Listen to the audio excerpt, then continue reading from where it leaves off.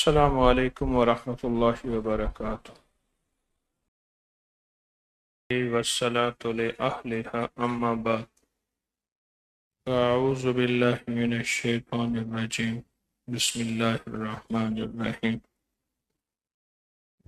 قد افلح من تزکا۔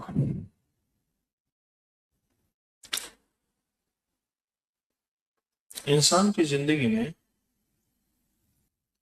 کتنی بے شمار چیزیں ایسی ہیں جو سمجھ نہیں آتی کہ آپ نے ایک نئی دنیا میں ایک نئی چیز دریافت ہوئی ہے، ہمارے لیے تو نئی ہے، گورے کے لیے پرانی ہے۔ کیو آر کوڈ جانتے کیا ہوتا ہے؟ کیو آر کوڈ کہتے ہیں ایک تعویذ ہے، ایک چھوٹا سا تعویذ ہے۔ اس تعویذ کو یوں سکین کرتے ہیں، اس تعویذ کے اندر ایک کائنات اور دنیا کھل جاتے۔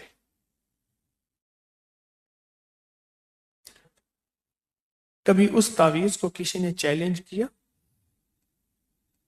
یہ کیا الٹی سیدھی لکیریں لگائی ہوئی ہیں؟ اس میں ساری الٹی سیدھی لکیریں ہیں، کیو آر کوڈ میں الٹی سیدھی لکیریں لگائی ہوئی ہیں، ہمیں بے وقوف بنایا ہوا ہے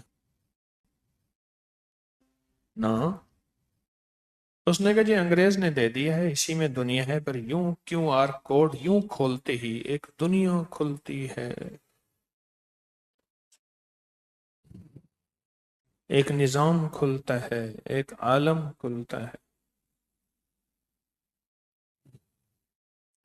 یہ نقش، یہ تعویذ، یہ حزب البحر، یہ فقیروں کے اسرار، راز اور رموز، یہ سارے کیو آر کوڈ ہیں، روحانی کیو آر کوڈ ہیں۔ ان کے اندر ایک دنیا ہے، ان کے اندر ایک کائنات ہے، ان کے اندر ایک نظام ہے، جو ضروری نہیں کہ ہماری عقل اور سمجھ میں آئے۔ دل دریا سمندروں ڈونگے تے کون دلاں دیاں جانے۔ یہ کیو آر کوڈ یہ ہماری سمجھ میں نہ آئیں اور آئیں، ضروری نہیں۔ کائنات کے پراسرار راز، تہ در تہ راز ہماری عقل اور سمجھ میں کیسے آ سکتے ہیں؟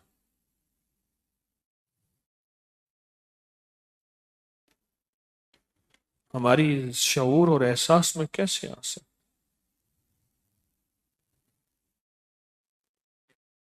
ایک پرانی کتابیں بیچنے والے نے اپنا واقعہ سنایا۔ پرانی کتابیں بیچتے ہیں، پرانی کتابیں بیچتے ہیں، اس نے اپنا واقعہ سنایا۔ کہنے لگے میں پرانی کتابوں میں جب فارغ بیٹھتا تھا اسے دیکھتا رہتا تھا، کیا ہے؟ جب کتابیں پڑھنے کا ذوق تھا، کہنے لگے دیکھتے دیکھتے مجھے کسی ایک کی ایسی کتاب ملی چھوٹی سی کتاب ملی،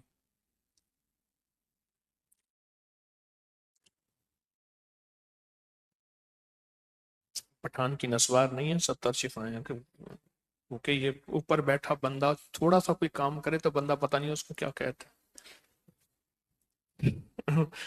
ایک پٹھان کا نا خرگوش بھاگ گیا، اس نے کہا خانہ خرگوش بھاگ گیا، اس نے کہا نہیں جاتا، آئے گا کب؟ کرے اس کی نسوار ختم ہوگی خود آئے گا۔ ہم نے خرگوش کو نسوار لگایا، اس کی نسوار ختم ہوگی خود آئے گا۔ ایک پٹھان نے ایک بندے کو کہا اب دیکھو اب میرا موضوع کہاں بدل گیا۔ ایک خادم کو کہا دیکھو غلطی نہ کرنا ورنہ میں تجھے ماروں گا، اور خاص طور پہ یہ غلطیاں نہیں کر۔ اس نے کہا میں نہیں کروں گا۔ اس نے وہ غلطی نہیں کی، کچھ دنوں کے بعد اسے بہت مارا۔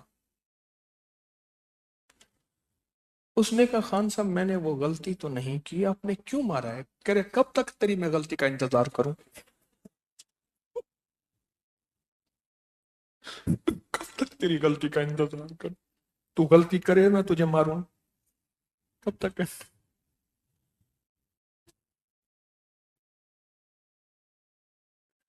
कहते मैं कबाड़िया था, पुरानी किताबें बेचने वाला। तो मैंने एक किताब देखी, उसमें बड़े दिलचस्प वाकयात थे। मैंने पढ़ने शुरू कर दी। आगे पीछे से कुछ सफ़े फटे हुए थे, दुआ मौजूद थी। तो कहा मुझे जिंदगी में पहली दफा पता चला कि उस दुआ का नाम दुआए हिज़्बुल बहर है। पहली दफा पता चला। तो मैंने वो वाकयात पढ़ने शुरू कर दिए कि उसमें एक, पहले उसमें जो एक दो वाक्य हैं वो सुना दूं, फिर इसका अपना फायदा क्या हुआ वो सुना दूं। उसने कहा कि मैंने पढ़ा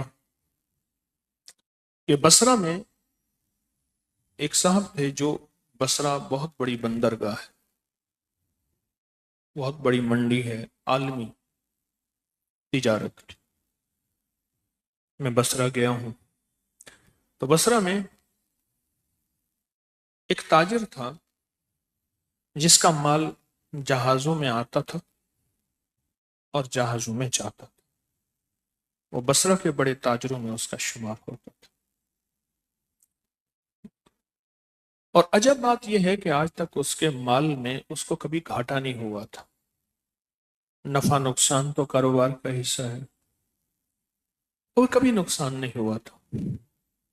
उसका जहाज कभी लूटा नहीं गया था। कज़ाक लूट लेते हैं, बहरी कज़ाक होते हैं, चोर डाकू जहाज लूट लेते हैं। कहा कई दफा कज़ाकों ने उसके करीब आए जहाज के, लेकिन कोई ऐसी ताकतें थी कि वो अपना मुंह छुपाते थे, मुंह के आगे हाथ देते थे, जैसे कोई चीज उनके मुंह पे लगती और चीखते थे, और वापस वो फिर अपनी कश्तियां लेके चले जाते थे।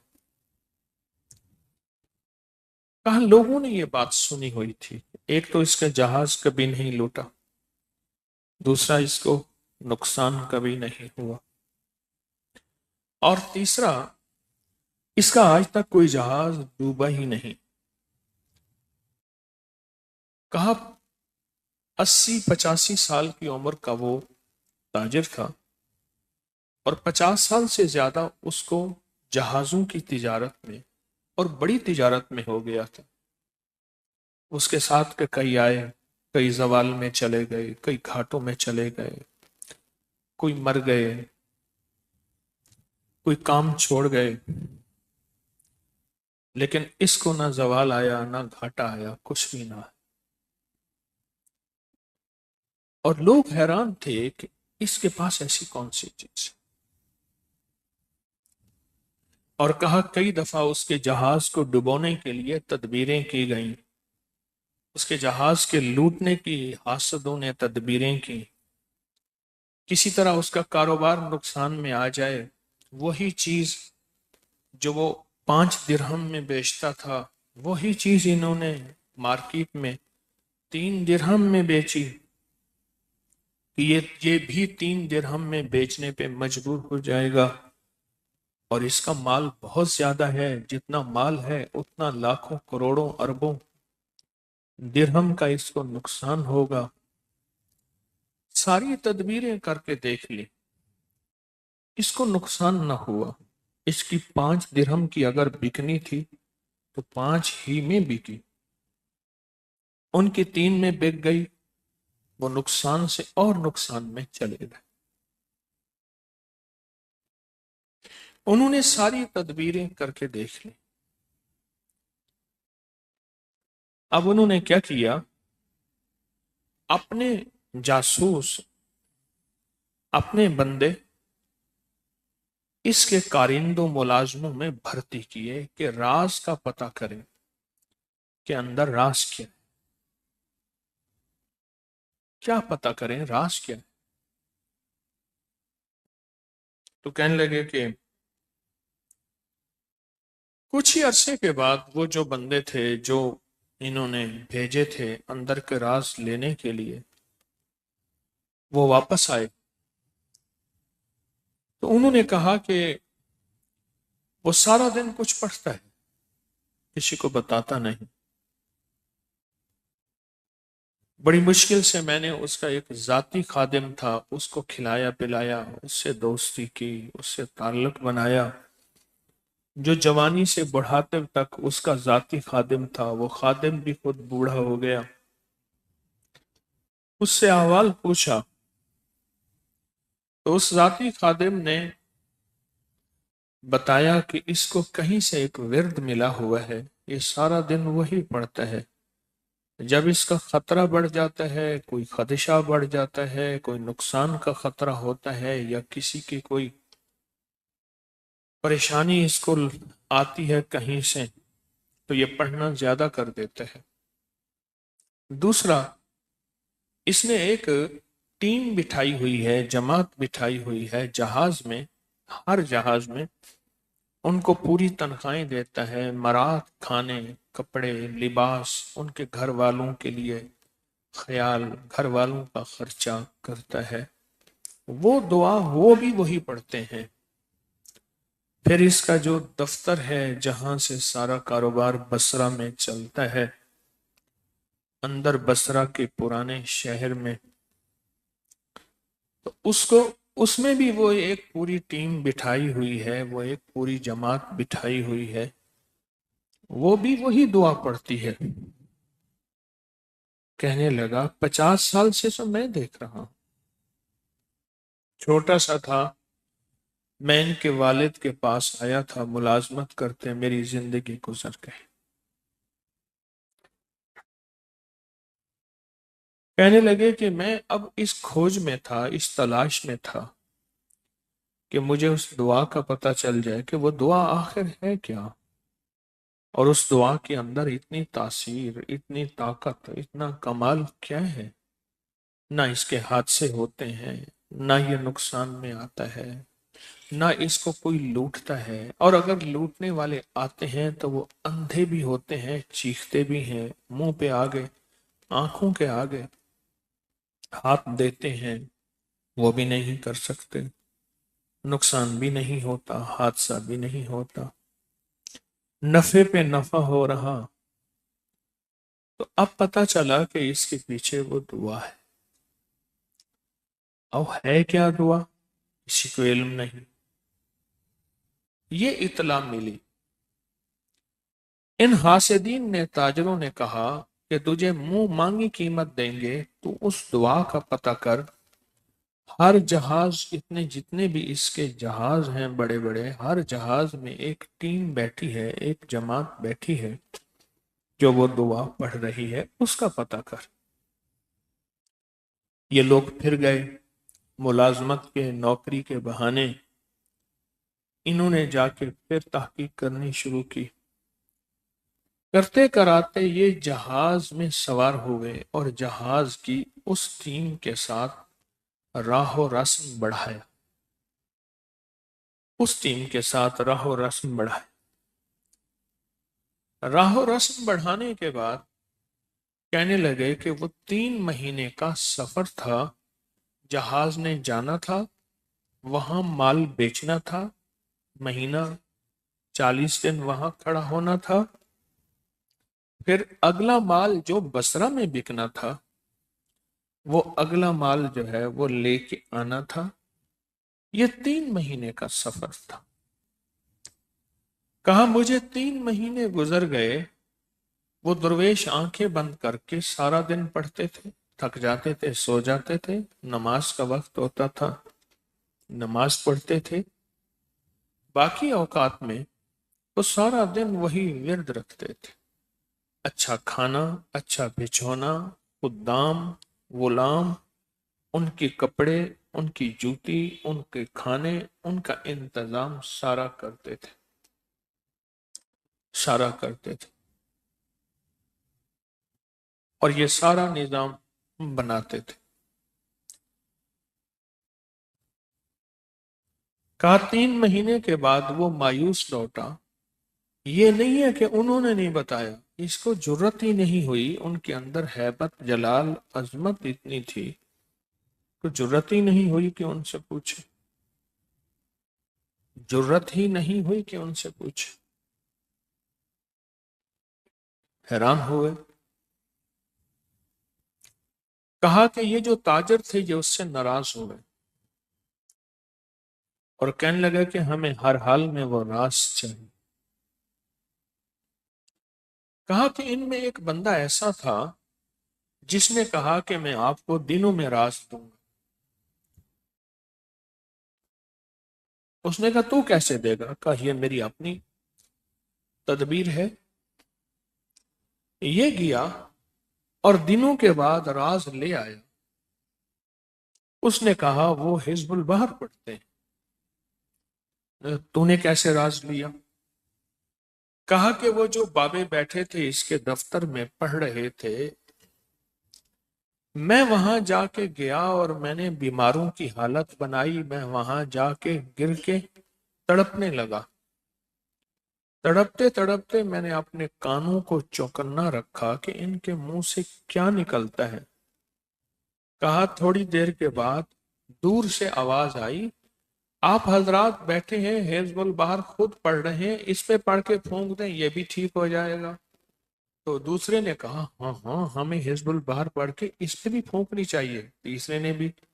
دو تین کے منہ سے لفظ حزب البحر اس کے لیے انجان لفظ تھا، لیکن اس نے لفظ یاد رکھ لیا.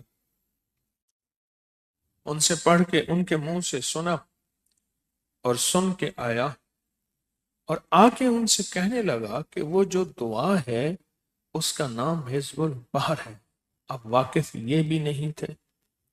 انہوں نے وقت کے صلحاء بزرگوں سے کے سامنے بات کہی تو انہوں نے کہا ہاں بالکل ہے، حزب البحر دعا ہے اور وہ حفاظت کی دعا ہے، اس میں بڑی طاقت ہے، اس میں بہت زیادہ تاثیر ہے، اس میں رزق دولت ہے، اس میں مسائل مشکلات کا حل ہے، اس میں ناکامیوں اور قرضوں کا حل ہے. انہوں نے اس کے بہت فائدے بتائے. اب کیا کیا کہ ان جو حاسدین تاجر تھے انہوں نے بھی کچھ بندے بٹھائے اور ان کو کہا کہ حزب البحر پڑھنا شروع کر دیں ہماری حفاظت کے لیے، ہماری حفاظت کے. انہوں نے بھی پڑھنا شروع کر دی لیکن ان کی حفاظت نہ ہوئی اور اس کی حفاظت ہوتی رہی. اب انہوں نے تحقیق کی. بہت زیادہ تحقیق کرنے کے بعد جس نتیجے پہ پہنچے کہ بصرہ کے جو تاجر تھے اس تاجر کی جو جماعت تھی، ٹیم تھی، وہ حزب البحر پڑھ رہی تھی، حزب البحر پڑھ رہی تھی. ان نے اتنی زیادہ اخلاص خلوص سے، اتنا زیادہ اخلاص خلوص سے حزب البحر پڑھا کہ وہ حزب البحر کے عامل بن گئے اور اتنے اخلاص توجہ سے پڑھا اور اتنا درد اور گمان سے پڑھا وہ عامل نہیں کامل بن گئے. انہوں نے پڑھا مقابلے کے لیے، انہوں نے پڑھا اخلاص کے لیے. مقابلے اور اخلاص میں بڑا فرق ہے، بہت فرق ہے. جس میں للہیت ہو. مثلا ایک بندہ درس میں آتا اس لیے ہے کہ میری نوکری ہے، میں اگر سامنے نہ بیٹھا تو نوکری چلی جائے گی، یا میرا کوئی دوست مجھے لایا تھا اس نے کہا سامنے بیٹھنا ہے، آنا ہے، اگر وہ نہ ہوگا تو اس کو اس کے جذبے کے مطابق ملے گا. اور ایک وہ ہے جو سچے جذبے کو، سچے عزم کو اور سچے ارادے کو لے کے آیا ہے، اس کو اس کے مطابق ملے گا. ساری دنیا کے سامنے اپنے جذبے چھپا سکتے ہیں، اللہ سے تو جذبے نہیں چھپا سکتے. ساری دنیا کے سامنے اپنا روپ چھپا کے بہروپ بنا سکتے ہیں، اللہ تو اصل دیکھتا ہے. اللہ کی نظر تو سچی حقیقت پہ ہے، سچی حقیقت پہ دل کے اندر ہے.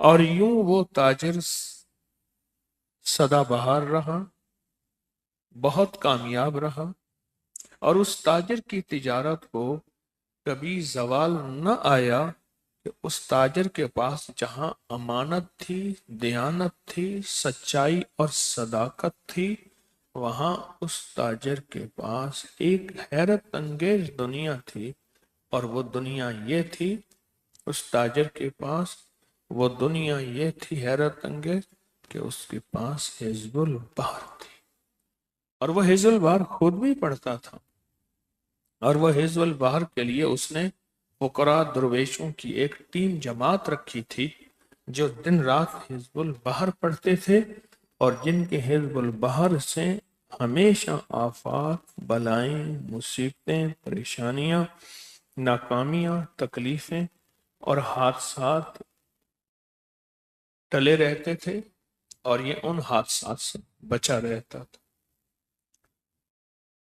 دوسرا واقعہ اس کتاب میں اس کتاب بیچنے والے نے پڑھا، وہ بھی سن لے۔ کہا ایک شخص کے کھجور کے باغ تھا، کھجور کے درخت تھے، کھجور کا باغ تھا اور کھجور کے درخت تھے۔ وہ باغ اس کے دادا نے لگایا تھا، والد نے ساری عمر اس کھجور کے باغ کو، یہ بھی بصرہ کا واقعہ ہے، کھجور کے باغ کو ساری عمر سینچا تھا، اور اس نے بھی اس کی خدمت کی تھی۔ اس نے محسوس کیا کہ کھجور کے درخت کھڑے کھڑے گر جاتے تھے، جل جاتے تھے، خشک ہو جاتے تھے، جبکہ آج تک ایسا نہیں ہوا۔ 2-2.5 سالوں کے اندر اس کے کھجور کا باغ چوتھائی رہ گیا، یعنی اگر 1000 کھجوروں کے درخت تھے تو چند رہ گئے، اور باقی سارے جل گئے اور خشک ہو گئے، باقی سارے جل گئے اور خشک ہو گئے۔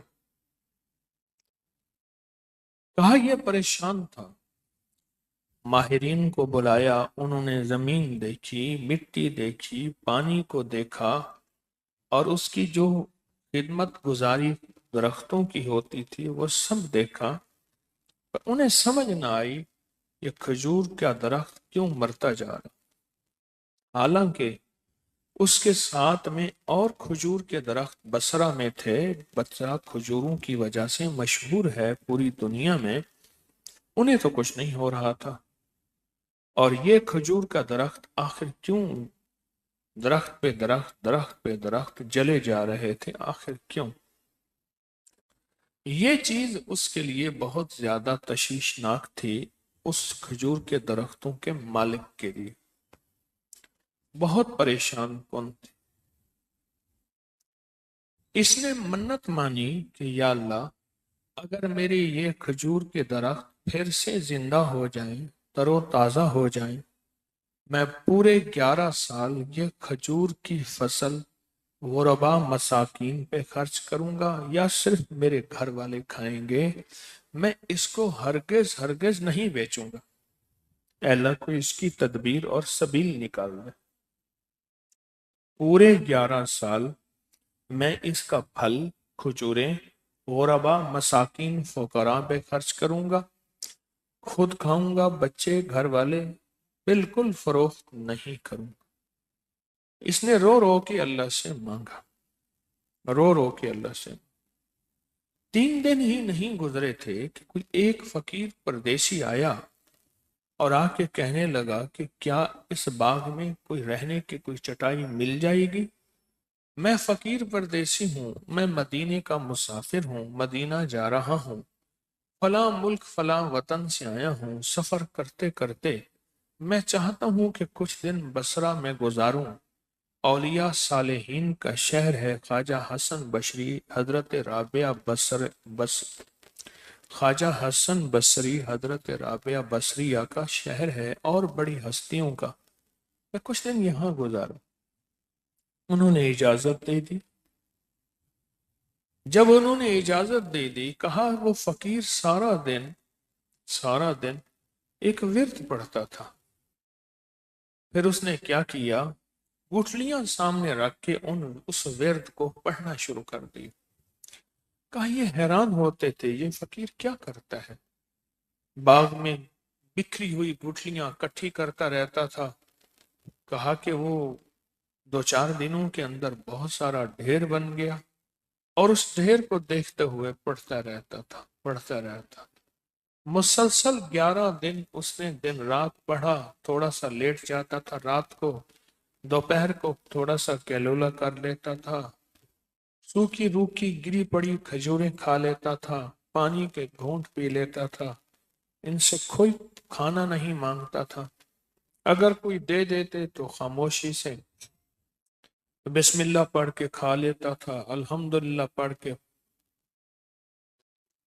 11 دن مسلسل ان گٹھلیوں پہ اس نے پڑھا اور پڑھتے 11 دن کے بعد اٹھا, ان گٹھلیوں کو جھولی میں ڈالا اور جو پودے خشک ہو چکے تھے ان کی جڑوں میں دو چار گٹھلیاں ایسے ڈالتا جا رہا تھا اور وہ وظیفہ پڑھتا جا رہا تھا. نامعلوم کیا ورد تھا, کیا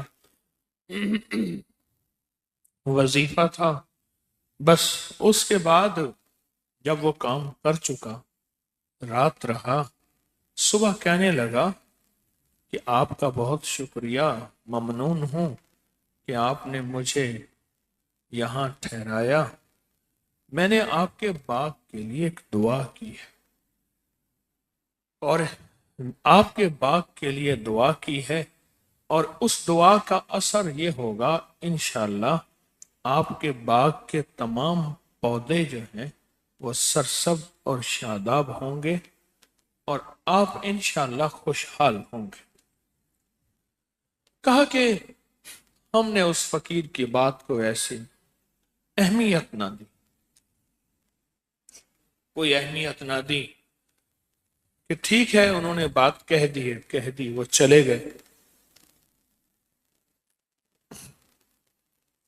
کہنے لگے کہ میں مدینہ منورہ جا رہا ہوں, اب باقی زندگی وہیں گزاروں گا, بقی میں قبر بنواؤں گا اور کملی والی کی چھاؤں میں رہوں گا, بس میں مرنے جا رہا ہوں. یہ پہلے عمومی رواج تھا کہ لوگ مدینہ منورہ چلے جاتے تھے, زندگی کا باقی حصہ وہیں گزارتے تھے اور پھر وہیں قبر بن جاتی تھی بقی میں, اہل بیت کے ساتھ, امہات المومنین کے ساتھ, کملی والی کی بیٹیوں کے ساتھ, صحابہ کے ساتھ بقی میں. کہا کہ اس کے جانے کے کچھ ہی دنوں کے بعد ہم نے دیکھا کہ کھجور, مری ہوئی کھجوروں سے سب شاخیں نکلنا شروع. حیران کہ دنیا کے جتنے بھی کامیاب لوگ تھے جو کھجوروں کا علاج کرتے تھے, تدبیریں ان کے پاس تھیں, وہ نباتات کے معالج تھے, وہ ناکام مایوس ہو گئے. جیسے ہمارے ہاں کہتے ہیں کہ کوئی وائرس ہے جو درخت کو ختم کر دیتا ہے, کھڑا درخت خشک ہو جاتا ہے, تاکہ وہ کھجوریں ایسے سب سونے لگی اور ان کی شاخیں نکلنے لگی.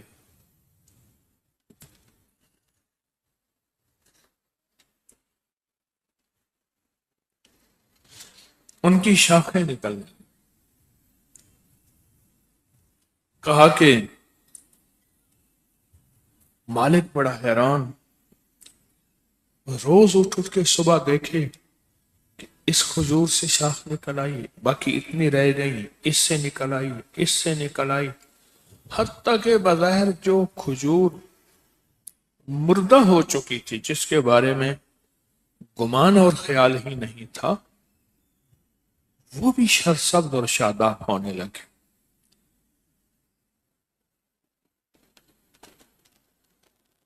کہا کہ یہ بات حیران کن تھی. بصرہ کے لوگ یہ منظر دیکھنے آنے لگے, یہاں تک بات پھیلی. یہ منظر آ کے دیکھنے لگے, کیا دنیا میں ایسا بھی ممکن ہو سکتا ہے؟ لوگ جوک در جوک یہ منظر آ کے دیکھنے لگے. کہا مالک نے کہا اس فقیر کو ڈھونڈو. انہیں کہا وہ تو مدینے کا راہی تھا, مدینے کا مسافر تھا. کہا کہ اس نے تیز رفتار اونٹنیاں کھانا، سامان، کوئی مہینے کے بعد، تقریباً 1 مہینے ہو گیا، اس نے وہ ساری چیزیں تیار کی اور کہا جاؤ راستے میں دیکھتے جاؤ جو لوگ جن لوگوں کے ساتھ خدام غلاموں کے ساتھ اس باغ میں وہ درویش رہا تھا، کہا اس کی شکل پہچانو اور اس شکل کی نشانیاں دے کے اسے تلاش کرو اور کسی طرح اس کو میرے سامنے لاؤ یا مجھے اس کے پاس لے چلو۔ تو کہا کہ اس کے پیچھے غلاموں کا ایک پورا قافلہ بھیجا، تیز رفتار اونٹنیاں بھیجیں اور سبک رفتار سارا نظام بھیجا اور اس کو جا کے تلاش کرتے کرتے کرتے کہا کہ وہ اس وقت تک مدینہ پہنچ چکا تھا۔ پھر مدینہ میں اس کو تلاش کرنے لگے تو کہا کہ ایک فقراء کی رباط میں، رباط کہتے ہیں جہاں غربا فقراء جس بلڈنگ میں رہتے ہیں، جن جھونپڑوں میں رہتے ہیں، وہاں اس کا قیام تھا۔ کیا ہم جب پہنچے تو اس نے ہمیں پہچان لیا؟ تم وہی باغ والے نہیں ہو؟ کہا ہاں۔ کہا ہم نے انہیں تحائف دیے اور اپنے آقا کی طرف سے، اور کہا آپ کی مہربانی، ہمارا تو خشک باغ سرسبز اور شاداب ہو گیا اور اس میں ہریالی آ گئی اور دنیا دیکھنے آئی، بصرہ کے لوگ اسے دیکھنے آئے، تم ہمارا مالک آپ کو ملنا چاہتا ہے۔ تو اس نے کہا مالک سے کہنا کبھی مدینہ آئے تو ہمیں ضرور ملے، لیکن اگر نہ بھی ملے، جو دعا میں نے پڑھی تھی وہ میں دعا آپ کو بخش رہا ہوں۔ آپ بھی آئندہ کے لیے اب وہ لفظ سنیں جو لفظ انہوں نے کہے۔ آئندہ کے لیے فرمایا جس خاتون کا پیٹ خشک ہو، یعنی بانجھ ہو، جس کی فصل خشک ہو اور جس کے درخت خشک ہوں، جس کی زندگی، وہ یہ وظیفہ پڑھے، وہ یہ تسبیح پڑھے اور وہ اس وظیفے اور تسبیح کو اپنی زندگی میں شامل کرے، اس وظیفے اور تسبیح کو اپنی زندگی میں شامل کرے تو جو چیز جو خشک ہو چکی ہے، دودھ خشک ہو چکا ہے، کہیں کا بھی دودھ،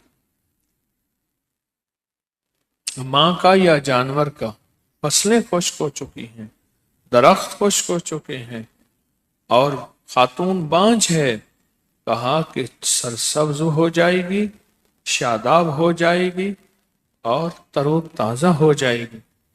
اور پھر انہوں نے کہا، اس درویش نے کہا یہ دعا مجھے حضرت خضر نے سکھائی تھی، حضرت خضر نے سکھائی تھی، اور حضرت خضر نے فرمایا تھا یہ دعا میں نے شیخ ابو الحسن سے لی تھی، شاذلی رحمت اللہ علیہ سے، اور کہا کہ پھر یہ دعا حضرت خضر فرماتے ہیں میں نے براہ راست حضور سرور کونین صلی اللہ تعالی علیہ وسلم سے بھی لی تھی، لہٰذا مجھے یہ حضرت خضر نے سکھائی تھی اور میں نے ان سے سیکھی تھی۔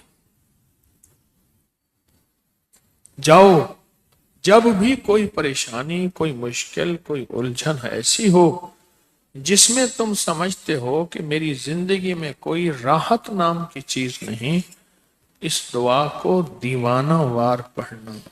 یہ لفظ کہا، دیوانہ وار پڑھنا، تمہاری مشکل بھی حل ہو جائے گی، تمہاری الجھن بھی دور ہو جائے گی، تمہاری ناکامی بھی ختم ہو جائے گی۔